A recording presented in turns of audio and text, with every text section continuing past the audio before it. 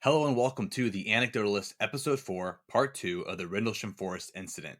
I'm your host, Paul Packard, and with me today, as always, is my co-host, Jason McKinney. Hello, my name is Jason McKinney. So today we're talking about, we're going to walk through a discussion on the many theories that surround Rendlesham Forest. I want to start out by talking about the history of Suffolk, England, and then walk you through the binary code that was downloaded into Jim Penniston's brain. We'll talk about the relevance of the twin bases, the critics of the event, the theories, and finally give our own opinions as to what we think really happened in December of 1980. And it's actually kind of funny too because you heard part one probably just before this. It's actually been about a month since we recorded part one. We had Christmas, Thanksgiving. I feel like we've basically just both been really busy. We finally got an opportunity to sit down and buckle down and record. And so, Jason, do you have a drink? Because I feel like I needed one after all the things we just went through Christmas and New Year's and all the things. Man, that is no joke. My family finally left, and I love them to death, but I am glad that they are gone. So, yes, I have my coffee in front of me. Okay. Well, I have my Elijah Craig 18 that I'm sipping on tonight. Not quite a coffee. It's 8:30, so I have to work tomorrow. Going back to work tomorrow, so I do not want that. I would rather have something to put me out. So I'm drinking my bourbon. So with all that said, Jason, are you ready? Yes, I am so excited about this, man. I've been looking forward to this during the holidays. I've been so excited. You kind of left us on a cliffhanger last time, and during this holiday, actually had one question that I kept wondering about was whether or not this Jim, the guy with the binary code, I wonder if he ever saw a psychologist or something after this. Because, I think after I had a binary code downloaded to my head, I think I might want to see a doctor or something. Yeah, we actually are going to get into that a little bit here a little bit later. He saw a hypnotist, and that we're going to have some of that later to talk about, which it really gets interesting, and they uncover some stuff during that hypnotherapy that he goes through. So if you're ready, here we go.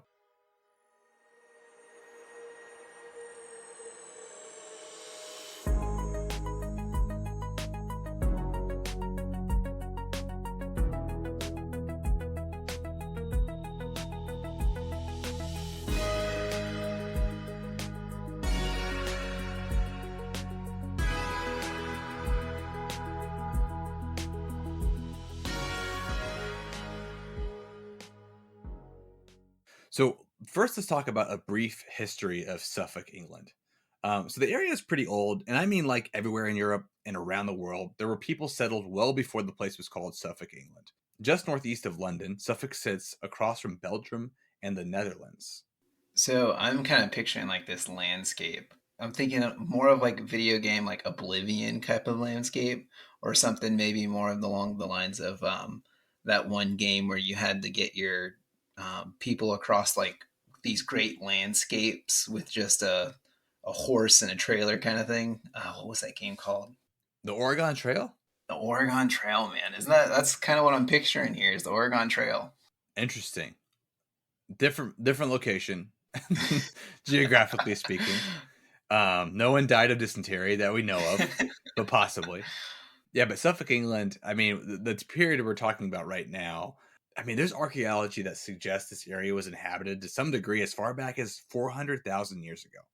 And now we're not going to spend the next hour walking through a history lesson of Suffolk, but I did want to set the stage because I think it's important to understand that this area has likely seen countless people, activity of all types, and likely a lot of death. So this is kind of making me think that we would see more of a ghost story than an alien story. I think this area has a lot of rich ghost activity and paranormal activity. Of course, we're talking about the Rendlesham Forest event tonight, but there is a lot of ghost stuff that happens. There's a lot of, again, rich history here. That there probably is some ghosts wandering around this area, but maybe ghost aliens. I don't know. We'll see. So High Lodge is this site, probably the oldest, best preserved archaeological site in the area. Many artifacts point to a rich history of man-made tools and human activity, again, dating back 400,000 years. Within this region, there are many prehistoric burial grounds. So knowing your geographical history, the glacial and interglacial periods of the Ice Age, which we currently find ourselves in, caused human activity to come and go in waves as glaciers moved back and forth. About 10,000 BC, when we entered our most recent interglacial period, human activity was here to stay, and the continuous inhabitation of this area was set, leading to where we are now. Yeah, you know my geography sucks, so I'm kind of glad that you're going over the geography of this kind of stuff. I mean, whatever I can give you to kind of set the stage, that's my goal right now. So I know you're probably thinking, what the heck does this have to do with the Rendlesham Forest incident? Well, I bring it all up because I think it's important to understand that when talking about something otherworldly, we need to have perspective and understand that there is quite a bit at play here and a rich history in this area. So this area is filled with ancient burial grounds, but also we see Iron Age and Bronze Age burial grounds as well. So it kind of makes you wonder if maybe these aliens came, visited, helped the advancement of human society, um, and then just left, like coming in and checking on us. Kind of like Star Trek, where they just pop in from time to time to see as things advance. They're like, oh wow, they're building nukes now. And the last time they were there, they were cutting tools and stuff. Maybe. So for a while, the Celtics owned this area, and according to the Romans, they may have sacrificed livestock and humans in their religious practices. They also held many ceremonies in sacred groves, basically wooded areas regarded as religiously significant. So the Romans take over and they have the area for something like 400 years. So in AD 61, the rebellion of Boudica, I don't know if I said that right or not, but Boudica kicks off and a stand is made by the governor of Britain, Paulinus. He gathers 10,000 men and faces off against a British horde said to be about 10 times the size of his force. They manage to win the battle and they slaughter thousands of people. All I hear is ghosts, thousands of ghosts. That's all I heard you say was that there's now an area full of ghosts. Tons and tons and tons of dead people. Yeah, we need to do a podcast about this area for like some ghost incidents. We will cycle back through to a paranormal event eventually. Maybe we could go through here. Maybe you could tell me about some ghost stories from this area if you really want to, and we can change up the process a little bit. That does sound fun. So after this period, we see Britain change hands quite a few times with the Anglo-Saxons, the Normans, and of course the English. Again, I bring all this up because I want to set the stage of the many cultures that have occupied this land and the many rituals that were likely observed here. By the time World War II rolls around, Suffolk becomes somewhat of a stronghold and is one of the most heavily fortified areas in England. So you have to understand why these bases formed here in Suffolk, right across the English Channel. If you know your World War II history, prior to D-Day, there was a lot of back and forth air raids leading up to the ground invasion of mainland Europe. Suffolk was right on the other side of the English Channel, and so planes flying back into England low on gas or badly damaged, they needed somewhere close to land. There were something like 32 airstrips built and used during World War II in Suffolk. Bentwaters and Woodbridge hosted many of these landing strips. These weren't the only two bases in Suffolk, but they played a major role in assisting air raids of mainland Europe. The twin bases after World War II utilized their airstrips less and less, but I want to comment on Pope's perspective on why these bases may have attracted something otherworldly. Pope talks about witchcraft, Luftwaffe ghosts, the demon dog, the black shuck, which is said to roam the area. And I think the intention is to paint the picture of the mystique or the eeriness of the area. This leads to the next part of this, Orford Ness.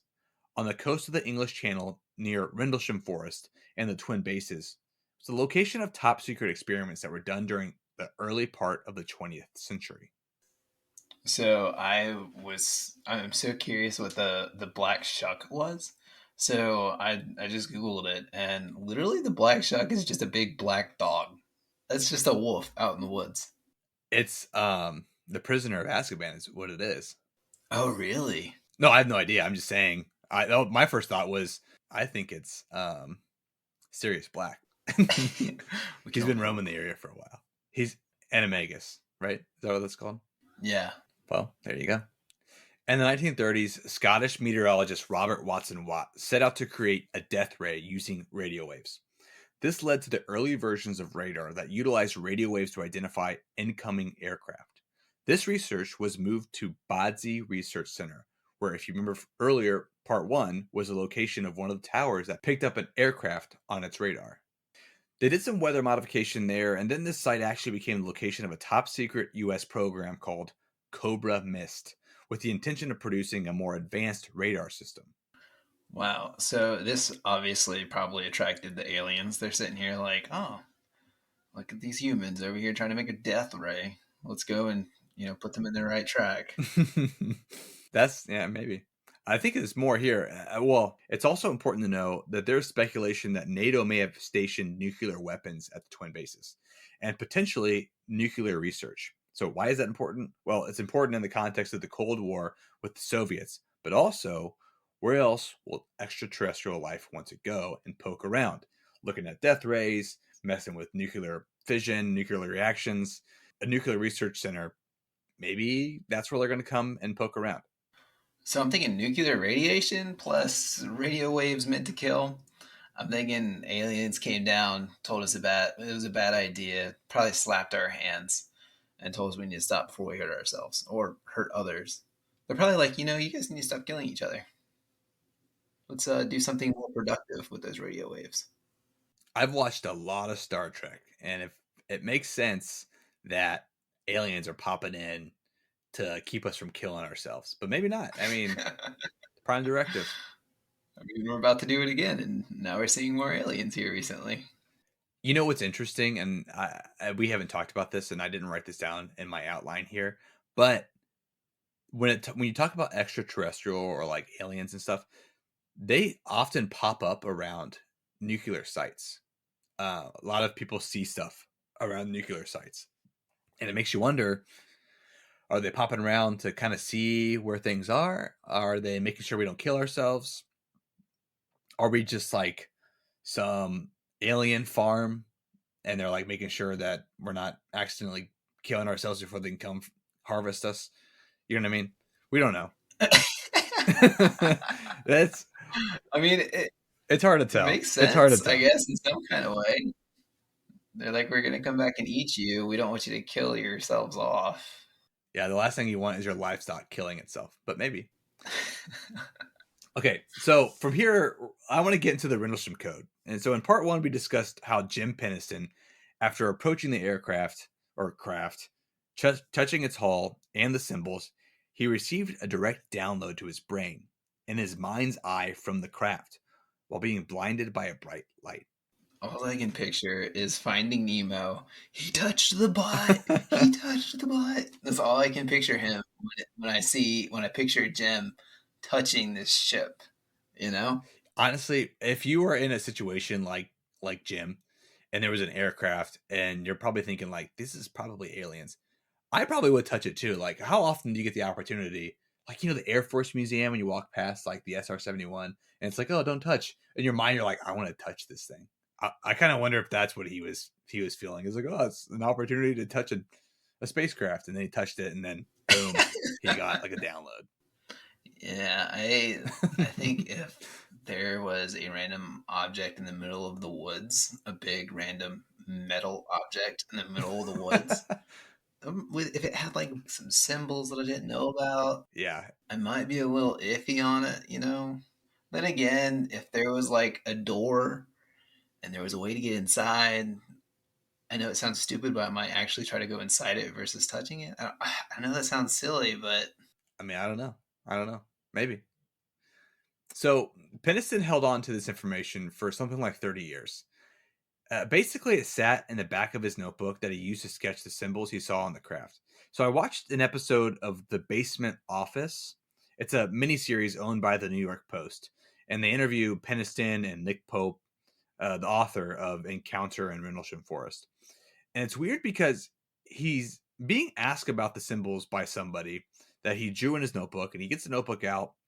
And as they're going through it, the person sees the binary code and asks about it. And he basically just like, oh, those are the numbers that got downloaded into my brain. And since that moment, it seems to be part of the narrative when they talk through the Rendlesham incident. yeah. So I'm just sitting here thinking, don't pay attention to those. I mean, I'm perfectly sane. They told me that I was sane. I am sane. Who told you were sane? Well, the guy's on the ship. He's going to end up in the Amityville Insane Asylum like the tennis player. So they make a point to say that in 1980, Penniston was unfamiliar with binary code. And when it was downloaded directly to his brain, he felt compelled to write it down. He writes it down, doesn't say anything about it, and then 30 years later, it resurfaces again. So in part one, when I talked about the Ancient Aliens episode and the message that was downloaded, we talked about maybe 6 words worth of decoding that was done and the coordinates off the coast. So Pope and team, they did a bit more. They had the binary code analyzed and decoded.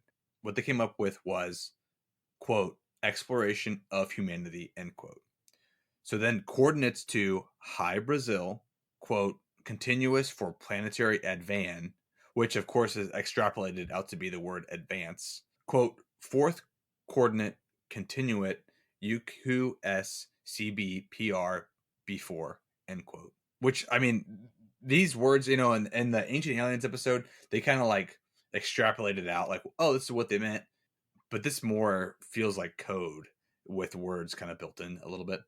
There's also coordinates to Caracol, Belize, Sedona, Arizona, the Great Pyramid in Giza, the Nazca Lines in Peru, Taishan Ku in China. I don't know if I said that right. The portal at Temple of Apollo in Naxos, Greece. And then, quote, eyes of your eyes, origin, and then coordinates for High Brazil. And then it says, quote, origin year 8100. So that was a lot, but we're going to break it down a little bit here. With this extended version of information, I do want to say this perfectly exemplifies my spastic way of researching. When I did the research for part one, I was laser focused on just getting the main storyline researched and kind of put into like an outline. I came across the Ancient Aliens episode. I knew that there was an entire chapter on the binary code, but I didn't really read it because it's an ancillary piece of the story that I knew we were going to cover in part two. That said, sitting down and diving into the binary code, several things stand out to me. First, I think we have to talk about why this took Penniston so long to talk about. I find it weird that this was just in the back of his book and he just stumbles upon it. And it was like, oh yeah, I wrote down 15 to 16 pages of ones and zeros 30 years ago, but now I'm willing to talk about them. Why hold on to that? So, I mean, I think that's kind of obvious. Once again, back to I don't want anybody to think I'm crazy. I don't want to end up in the loony bin. Maybe 30 years from now or later in the future, people will be more apt to hear about aliens and they'll think I'm less crazy when I show them these ones and zeros.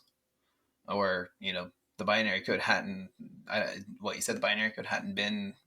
No, the binary code, most people didn't know. In 1980, most people weren't familiar with binary code. Like now, everyone kind of like, we saw the Matrix. I took computer courses in college. Like most people know what binary code is to some extent, ones and zeros, yeses and nos, on and off, things like that. But I think back in 1980, the perspective is that he's like, oh, ones and zeros. What does this even mean? Whereas now, if someone had ones and zeros, they'd be like, "Oh, this is binary. Let's try to decode it." Maybe that's part of it. Maybe he didn't realize it himself and just didn't think it really made any sense. So he didn't mention it. And then also, my other option was, maybe he made it up later on to gain more fame and money by accidentally revealing this code in the back of his book. That's always an option to get more money out of it. Yeah, I'm not sure how much if they've made money, how much money, whatever. But you do raise a good point. Like maybe it's that all this stuff is dying down. If you're speculating that this was all made up, it is something that like no one can really say, yeah, that didn't happen. He'd be like, oh no, ones and zeros were downloaded. Here's what they all are. It is a good way to like later on bring it back to light if you're taking that angle as like or that perspective that this is all fake.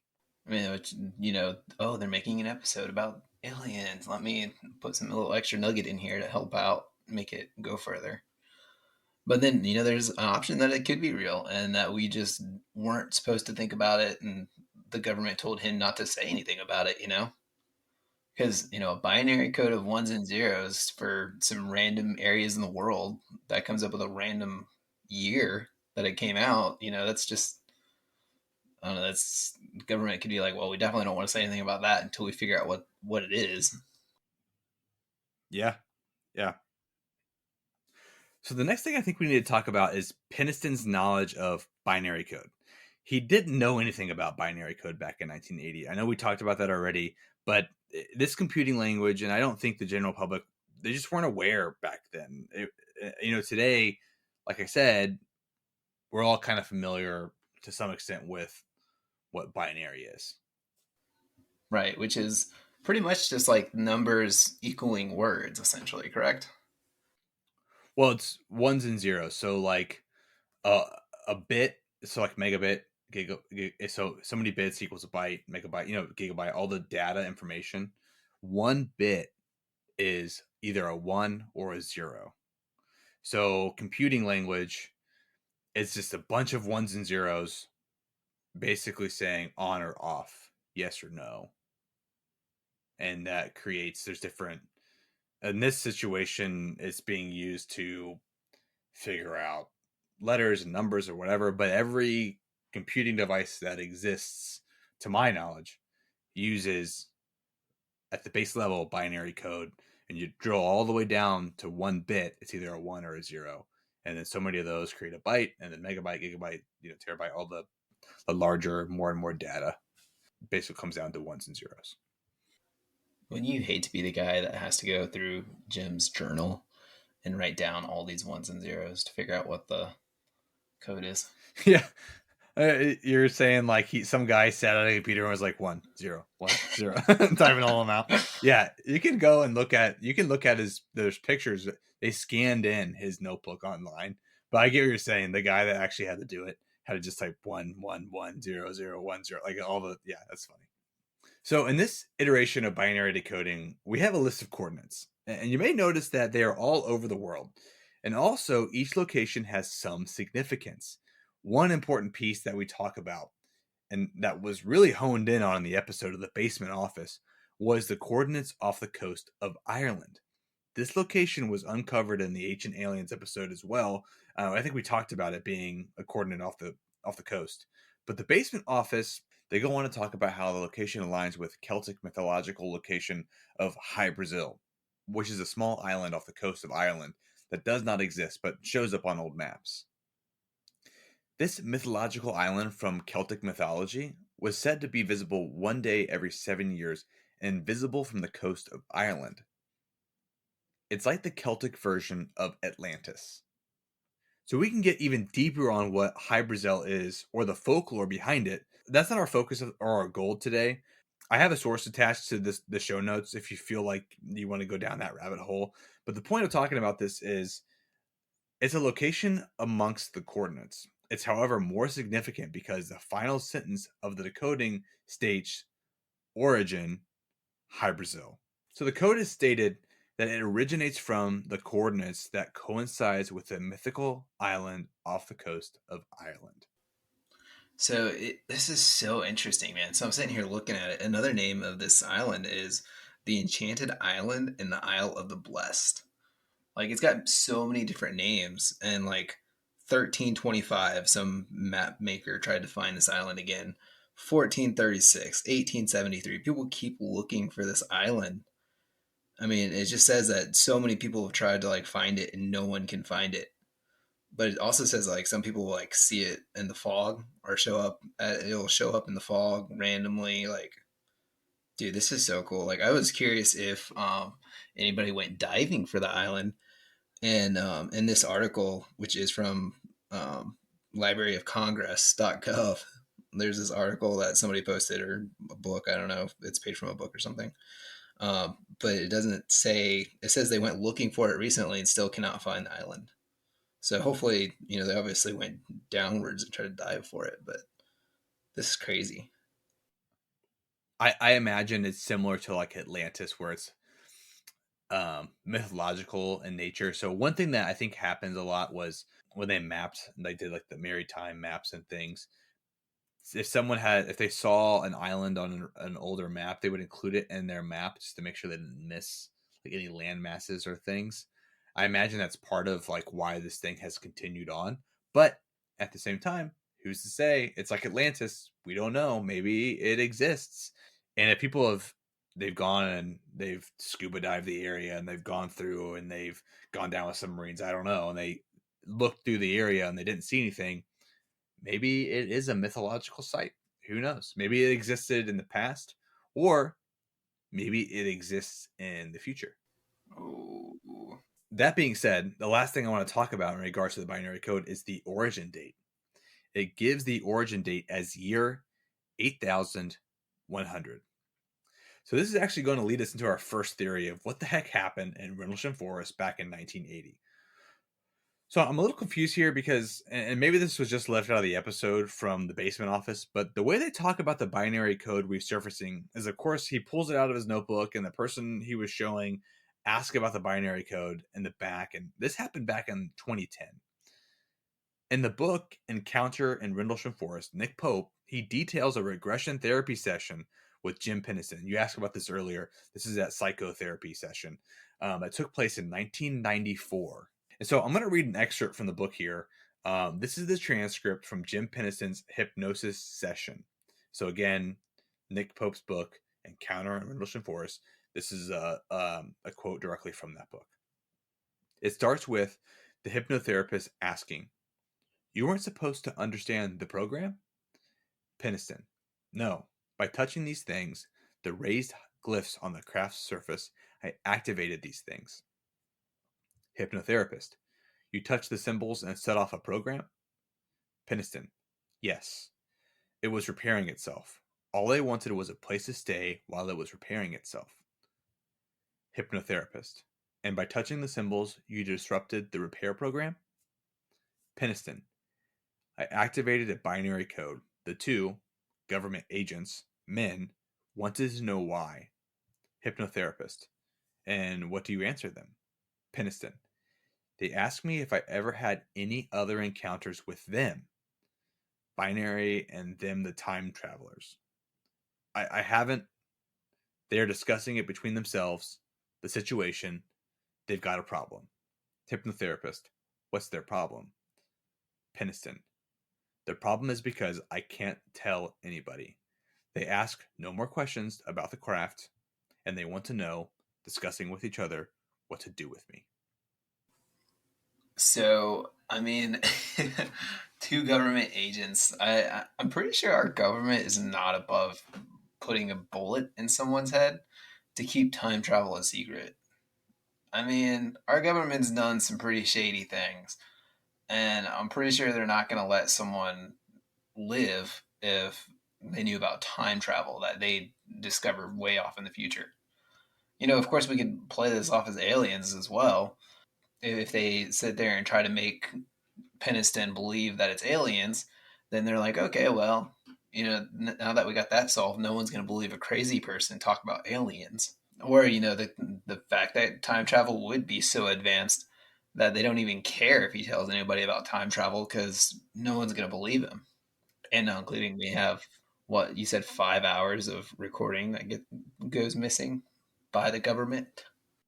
But that's what I was going to say. It's interesting because I think whenever something like this occurs or happens, if a person seems off their rocker or crazy, the more the better, because no one's going to believe anything they say if it's dotted with a bunch of different things. Maybe this is some government agency, but it's not like a U.S. government. And maybe it is. But the year 8100, we got 6,000 years before that even happens, right? And you would think that you mentioned putting a bullet in his brain just to, take care of him. At that point, they would have technology to erase things. I mean, if you think back to Burroughs, right? He froze in time. He doesn't remember anything from that night. So you would think that they would wipe Penniston's brain. I don't know. Or the Department of Temporal Investigations from Star Trek, they would show up and they would fix things. But I don't know. Maybe it was aliens and they put this additional stuff in his head. Or here's a better theory. This hypnotherapist, as she's asking him questions, he's just kind of off the riff saying things that don't really align with anything. So with that first theory, the time traveler theory, based on the interviews and different materials I looked at when trying to compile every outstanding piece of data, is that Jim Penniston believes that the craft actually is terrestrial in nature and is humans from the future. And this is evident and first acknowledged by the hypnotherapy session, when he refers to them as time travelers and not as aliens or as a UFO. So the time travel theory, I think, mainly hangs on the hypnotherapy session that was explored by Jim Penniston. There really isn't a whole lot to go off of other than that 8100 date, 8100. Penniston's hypnotherapy session leads us, and apparently Penniston, to believe that for whatever reason, the craft these two government agents were in and had to set down to repair for whatever reason. So before we go discounting time travel, I think we have to take a second and ask ourselves, one, do we believe any of this took place? Two, do we believe Jim Penniston's recollection and or the binary code that was downloaded to his brain? And finally, three, if we are willing to stretch our imagination and reach the conclusion that this event happened, and we are to believe Penniston's recollection, why stop before we encompass his hypnotherapy session and binary code decoding as well? Yeah, so either one, aliens hypnotized Penniston to believe in time travel, or secret agents from the government hypnotized Penniston to believe in aliens. So either way, poor Penniston's brain is just going through it. You know, he either one, he sees aliens and is getting, mind erased to believe in time traveling agents, or these time traveling agents, or manipulating his head to believe in aliens. I mean, this poor man. Yeah, he's been through it, and I mean, he's talking about it. He wants to talk about it. I mean, anybody. I think anyone. If we look at it through the lens of he actually encountered something otherworldly or apparently worldly from the future, you got to imagine there's a lot of confusing pieces to this, and there's a lot happening to him by another force, and you do have to feel bad for the guy, just getting pounded with all this stuff, and then to like feel confident enough to talk about it. And you got two random people, me and you, talking about it. Look at this guy. What if he's lying? If it's all truly happened, I mean, yeah, wow, that's unfortunate for Penniston. He's gone kind of through the ringer since 1980. Dude, I could not sleep if I was this guy. Yeah, I know. So that's the first theory. That's the time travel theory. So there's also, I'm going to talk about this really briefly because Pope explores this in his book, so I do want to mention it.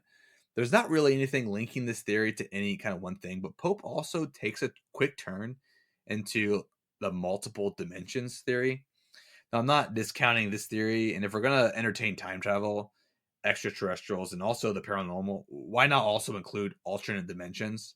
That is part of this, maybe, but nothing really goes beyond that. There's not like a hypnotherapy session. There wasn't a craft that like explicitly talked about dimensions. He just mentions it in his book. And I thought, well, I mean, if we're talking about theories, why not include that?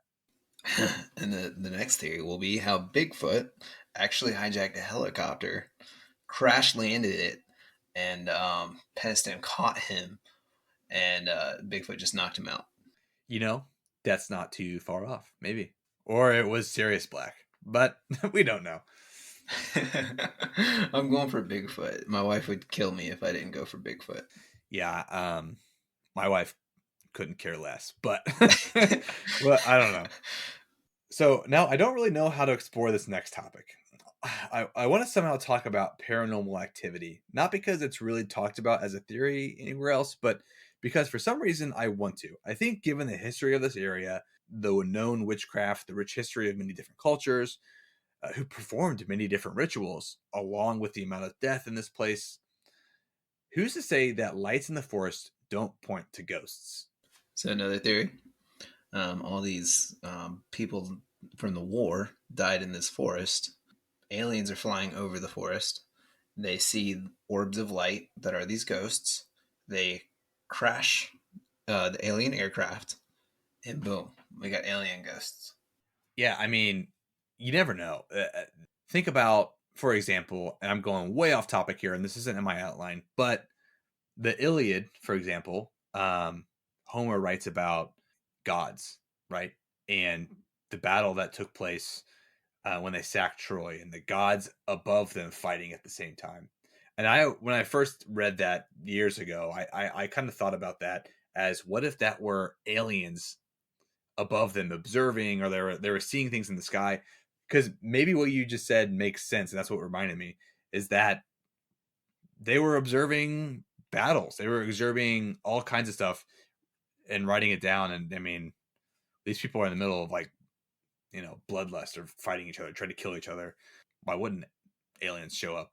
Or time travelers to come back and they're going to get actual footage of it and take it back for their history lessons. I don't know. And they just got stuck in 1980. Correct. And they crash landed for a repair. And some random guy named Jim Penniston walked up and touched their aircraft. Let's get back to ghosts. In many paranormal encounters, people talk about seeing orbs of light.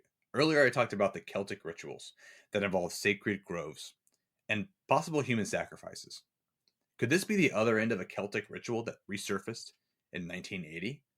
So another theory is that they did a Celtic ritual for their god and somehow did some kind of magical ceremony where they're sending off metal UFO ships up into the future. I'm not sure how the whole Celtic ritual could play into this as much.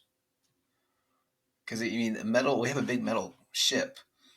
I don't think there's any Celtic ritual that says we're going to summon a metal ship. No, you're right. There's probably nothing. There's probably not. But if you think back to the incident where most people saw lights in the forest, I think if you look through it through that lens, maybe a Celtic ritual. This is on the other end of that, and then Jim Penniston added on to the craft because he's the only one that saw the craft. Everybody else saw like lights and stuff in the sky. That's my thought. Oh, you're right. You're right. So Jim is out there to make money while everybody else is seeing um, rituals that are still being performed. How many centuries in the future from these Celtic rituals? In the past, I don't know. Yeah, who knows if that's really part of it. But it's the theory. It's one of the many theories here. This is an offshoot of an offshoot. I just thought about it. Okay, so now that we're past that, let's talk about the UFOs. UFOs are now referred to as UAPs, is I think what most people think of when they think of Rendlesham Forest. I think you have to remember that up until recently, roughly 2010, Jim Penniston's binary code was in a notebook tucked away in his house. Penniston and Burroughs were undoubtedly a piece of the puzzle, but I think when most people think of the Rendlesham Forest incident, they think of Halt's tape and his memo. I don't really think, at least, I didn't see anywhere that Halt and Penniston or Burroughs were familiar with each other or spoke much about this incident. The Halt tape and the memo that were read in part one were the main pieces of hard evidence until kind of fairly recently. Halt's tape and memo were released in like 1982 and 1983. As much as I want to, and as much as we pull from Pope's book, I think we need to lean into Halt's recollection, his tape and memo, when talking about the extraterrestrial theory. His recollection, I feel, aligns more closely with extraterrestrial life. If it were just time travelers stopping by to repair their ships, why did they come back? Why was there two sets of lights in the sky that night with Halt? Also, I think the missing time is more important to me about this incident. Many extraterrestrial encounters, an aspect of those encounters has missing time as a big component. Knowing there was a search party formed and that the four men were missing roughly 45 minutes from their watches, I think that also indicates an extraterrestrial encounter over time travelers taking a break to repair their ship. So, you know, I don't get that. Like, how does it point more towards aliens over a time matter? If, in my opinion, 45 minutes of missing time makes more sense to me if somebody with a time traveling machine came in to this area because they had to manipulate time to get there versus aliens coming from space and landing on our soil. Maybe so, and I can understand why you would think that. My thought is most when you look at extraterrestrials or aliens or time travel, whatever, most encounters, when you look back at recollections of encounters that happened with aliens or extraterrestrial encounters, usually there's a component of missing time. I get why you would think, oh yeah, time travel, that's probably why 45 minutes are missing. But most stories that talk about alien encounters or like people being probed or whatever, there's usually missing time that is part of that. It's attributed to aliens typically. That's my point. That could be a possibility. And also, do we know if the military bases were experimenting on anything at that time? Um, well, we're actually going to get into some theories here about some of that. So let's hold on to our thoughts on that. We'll come back to that in a second. Jumping ahead of the game. Yeah. Okay, so whether or not we have time travelers, alternate dimensions, or extraterrestrial life, this may all just be a mute point because what if this was just a prank that was taken just too far? So, an ex US Air Force military policeman, Kevin Conn, claims this all stems from a practical joke he pulled while on patrol. He claims that the UFO was, in fact, his 1979 Plymouth Volare. He says he stuck red and green lenses on the spotlight and drove around the dense fog, flashing his lights. He was pulling a prank on someone he knew to be stationed at the back gate. The problem was that that person was neither Burroughs or Penniston. Additionally, he claims to have driven along the Woodbridge runway, which was not in the same direction as the forest. So Conn also has trouble remembering when this exactly took place. And his description of the weather from that night does not really line up with what the weather was known to be. And so, could his prank have been replicated? Maybe. Or some of the details just a bit foggy all these years later? Or this just another stab at trying to debunk Penniston and Burroughs' claim? Well, this kind of makes sense that the military is paying one of its own men to come out and say, "Yeah, it's a prank," to try to hide this whole situation. Best way to hide aliens or secret time agents would be to like have your own military personnel go out there and say, "Oh yeah, I was playing a prank." Possibly. That could make sense. Similarly to the claim by Conn, the man by the name Peter Turtill, he came forward and suggested the lights from that night were actually from a tractor full of fertilizer that he had set ablaze in the woods to hide evidence of stolen fertilizer. So his claim was that the tractor broke down, and it was at this point he realized he was transporting stolen fertilizer. He and a friend towed it into the woods and they burned the evidence. So them burning the fertilizer sent colorful flames into the sky, and that was what was mistaken for the UFO. Churchill, like Conn, has no real way of backing up this claim other than coming forward years later to make it. At this point, I would assume anyone could claim anything about this event if they were even remotely close to the area at that time. And how would we even vet such a story? Yeah, so it's kind of hard to believe that out of what, four or five different guys standing in the forest, none of them could figure out that there's fire in the woods. Like, first off, you see fire in the woods, you run. And these lights, the way they moved, that doesn't seem like a fire. So Holt saw these lights like levitating in the air.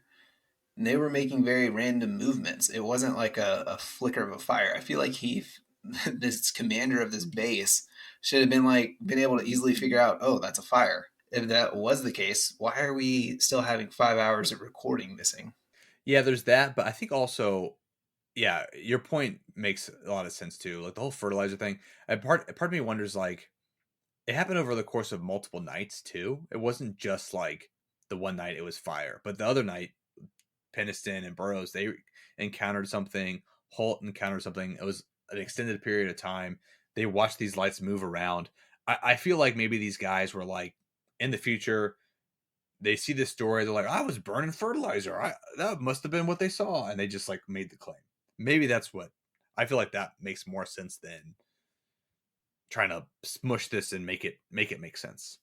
So the next theory, there's a claim that the witnesses to the Rendlesham Forest incident may have been hallucinating, and the large crowds and fast-moving information over the period of a couple days could have lended to mass hysteria.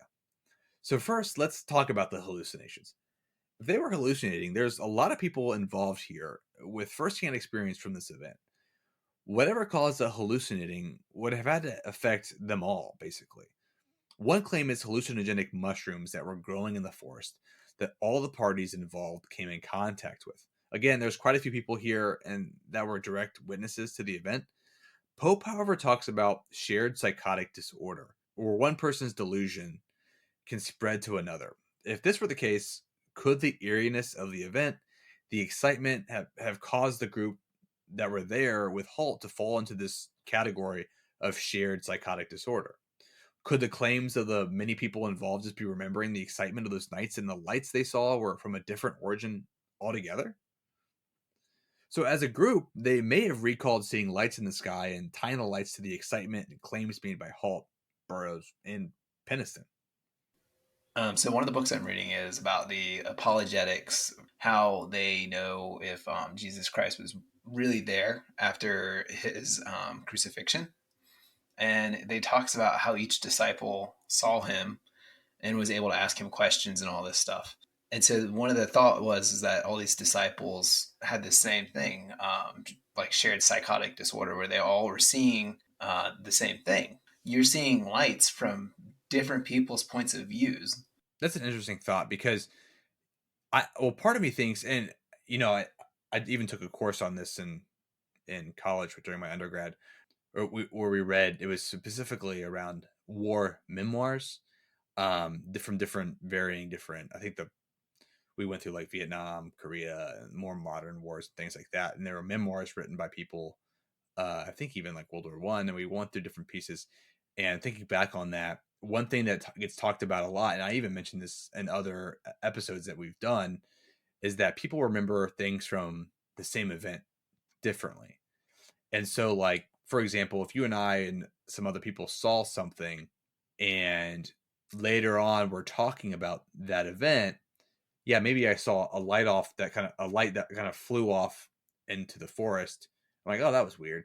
And then you're like, did you see that light? Did you see that? And we kind of start all putting together this animal that's larger than what it actually is. And I think that becomes part of the shared psychotic disorder. And it's interesting you bring up the disciples and their recollection of interacting with Christ after the crucifixion as possibly being a shared psychotic disorder or a shared psychosis of some event that they all kind of mirrored or merged together into one story in their own recollection. That is an interesting kind of tidbit. Yeah, like each disciple or each person remembers it from their own story. So they could have sat down each of these four people and asked them, what did you remember about the event? And you would obviously assume that the military would, separately investigate each person to see what they say. Well, yeah, true. So the next theory I want to talk about regarding the lights in the sky. So remember earlier when we talked about Orford Ness and the top secret experiments? Well, Orford Ness also had a lighthouse. Claims have since been made that the lights that were seen in the sky that night may have originated from the Orford Ness lighthouse. So this claim is interesting because, yeah, that would explain the mysterious flashing light in the sky. On its face, you can kind of think, yep, that's the mystery solved, that's it. But the problem I think you run into is, wouldn't the guards on the base be familiar with the lighthouse? And yeah, maybe if this was their first patrol, they could confuse a lighthouse light with strange lights in the sky. But these guys have been there for a while, and I think they would be familiar with a lighthouse at this point. Another piece of this is that Penniston's statement directly mentions a marker beacon that was in the direction of the other lights. In Penniston's statement, he literally discounts the lighthouse as a theory as they used it as a stationary object to identify the lights moving all around it. And I think it's easy for skeptics to say, well, what about the lighthouse? That clearly must be it. And then discount the rest of the data that's sitting right there in their faces. One of the questions I was wondering about this is how far away was this lighthouse? And I Googled it, and it's actually 15 minutes away, which is 7.1 miles away from where they were at, apparently. Okay, interesting. It's close enough that the people on the base are familiar with it. I assume. I mean, Penniston noticed it. He talks about it directly. He directly refers to it when he talks about the lights moving all around it.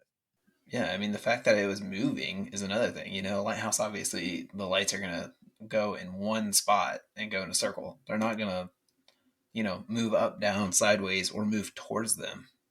Yeah, true. Another possibility, and with many UFO sightings over the years, how likely is it that this UFO was some sort of experimental plane or vehicle that was being tested near the site? So earlier you asked me what about things that were happening at the bases, maybe top secret. So, after all, we know that top secret experiments did in fact take place at Bodsey Research Center. So it's not unprecedented. It's the same reason so many UFOs have been spotted, out west. They are unidentified flying objects because in actuality they cannot be identified as they don't theoretically exist. So it's possible that this was a Soviet vehicle of some kind that was sent to spy on the twin bases. After all this time the West and the Soviets were in the thick of the Cold War. Of course, then my other question there would be is if it was a spy sent to spy on those bases, why is there four soldiers that are still alive? Yeah, that's also part of that's interesting. So A, it's a top secret vehicle that is being experimented on, or other things are happening here. Or B, it's a Russian vehicle of some kind that A crash landed or flew around during Christmas. I don't know. You're right. Why would they still be alive? Or why would the story be as large as it is if it was just something as simple as a spy plane coming and going?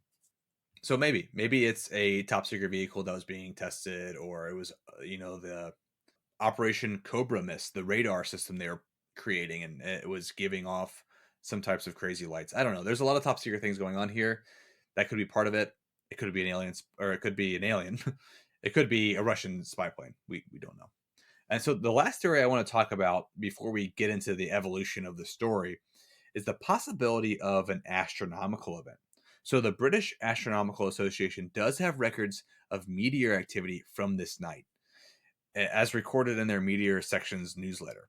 I can tell you, when you're in a state of heightened awareness due to fear or excitement, a meteor lighting up the sky could be enough to potentially create a memory that, when recalled, simulates a UFO experience. So maybe it was an astronomical event, a meteor flying through the sky, and with all the combined psychosis of the area, everyone was seeing or thinking or creating this larger story than what happened. If that was the case, though, the recording when it was happening, what about the radiation on the ground? True, they did measure radiation. So you would think any just things happening in the sky, like the lighthouse lights or um, astronomical events or whatever, they wouldn't have evidence on the ground. Okay, so those are the theories I read about or kind of felt necessary to cover in this episode. And like I said previously in the notes, we have sources where you can go and read about these for yourselves. I will say, if this episode interests you, I would suggest picking up Nick Pope's book, Encounter in Rendlesham Forest. He did an excellent job compiling all this information, and I don't think there was anything that I read somewhere else that he doesn't at least touch on in his book. Yeah, I am actually really interested in this book now. I really want to borrow it from you after if you've already finished reading it. I definitely want to read it next. I do have the paperback version, and I accidentally also bought the Kindle edition, so I have two copies essentially. So Perfect. you can borrow you can borrow one of them if you like. I'll pull it off my shelf for you. So the last thing I want to do before we get into our own opinion or theories is talk about Halt and Penniston's story. It seems that over the years the story has grown a bit. For example, take the binary code that surfaced as recently as 2010. Holt has spoken on evidence he has gathered since that there was something like 5 hours of tape, we talked about that earlier, that exists that in an attempt of the US and the UK to cover up this incident, they hid away those 5 hours. More recently, Holt suggests he has additional radar evidence that he has gathered in the form of statements. So critics may say that adding of information over time may point to a tale still being woven. But maybe this data and information is just further clarification of what was seen those nights back in December of 1980. So, lastly, it's now time to talk about our own opinions and observations. So, first, I'd like to ask Jason, what do you think? All right, so time traveling secret agents who got stuck because of a broken ship seems likely too. More likely, in my opinion. Obviously, the key evidence that proves this conclusion would be the 45 minutes of missing time, in my opinion. I know you say that's more of an alien thing, but it really explains the time machine thing. You know, you came in, you messed with time, and what do you get? You get 45 minutes of missing time. Like, in my head, that makes a little bit more sense. So I guess in conclusion, I'm going to go with time traveling agents from the future, uh, led by Secret Agent Bigfoot. I like that. I like your thought when it comes down to when it comes down to it. I, I going back, I think there were lights in the sky. There were things that they experienced. There's actual physical evidence from the ground they pulled. There may be evidence that the government covered things up. I feel like the time traveling thing is really pushing it. But then if I say that, I feel like I have to also say, well, wouldn't aliens be pushing it, or wouldn't the alternate dimensions be pushing it? I think what I know is that they experienced something otherworldly in the forest that night. There's evidence to that. There's written accounts, there's verbal accounts. We listened to the recording. Something happened. To say it's some crazy extraterrestrial or it's time travel, I don't know. I lean towards I lean towards extraterrestrial.